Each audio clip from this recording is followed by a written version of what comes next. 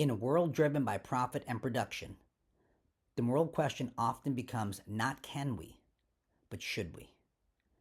Kant argued that morality isn't measured by results, but by intention, by the will to do what is right simply because it is right. But in modern industry, that balance is often lost. When consequence outweighs duty, power becomes unprincipled, and the cost of that imbalance is moral, not just material. For Kant, morality begins in reason and culminates in duty. This view is called deontology, from the Greek word deon, which means duty. It holds that an action is right not because of its outcome, but because it follows a moral law. What matters most is why we act, not what happens after. The categorical imperative is Kant's test for moral action, a universal law that must hold true for everyone, no matter the situation. Duty means doing what is right simply because it is right, not for reward or result. And goodwill is the moral intention behind that duty, the will to act rightly for its own sake. A good action has worth when it's chosen from principle, not convenience. When the scale leans towards consequence, what's profitable starts to masquerade as what's permissible. And that's how moral balance can be lost, and where ethical problems begin. The state of Iowa, where I live, is a national leader in renewable energy. Roughly 2/3 of our electricity now comes from wind. Yet despite all of that wind potential, coal-fired plants still run. Wind output is sometimes curtailed because coal remains cheaper to pause and restart, limiting progress due to convenience. This divide is not technological, it's ethical. The choice between maximizing profit and honoring duty to people and the planet. Kant's first test asks a simple question that carries enormous weight.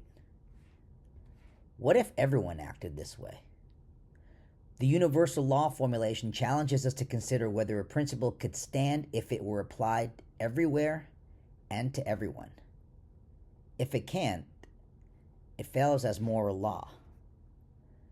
Imagine if every energy company were delaying renewables to prioritize short-term profit over long-term responsibility.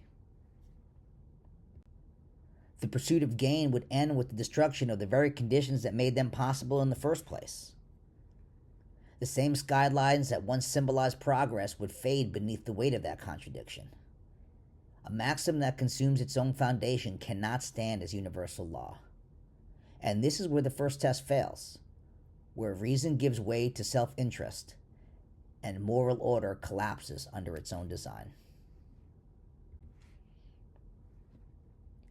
Kant's second test asks whether people are treated with dignity as human beings or as objects from which value can be extracted. The workers inside the plant and the family living beside it both deserve the same moral respect as the executives who are making the decisions. When profit takes precedence over safety and well-being, humanity becomes a means to an end. This is where the second test fails, where reason gives way to convenience and people are reduced to what they produce or consume. Kant's third test, the kingdom of ends, asks whether our actions could exist within a society where every person follows the same rational law, one grounded in duty, equality, and respect. But it isn't just about obeying rules. It's about belonging to a moral community built on shared reason. When companies place themselves above that shared law, they betray the trust and cooperation that society depends on. A world where each corporation acts solely for its own advantage cannot sustain justice or balance, because justice demands reciprocity, not privilege, and thus it fails the third test.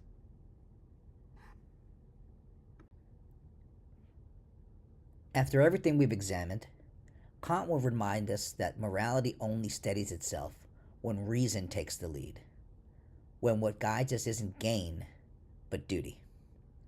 Each of the three tests shows what happens when principle loses its weight.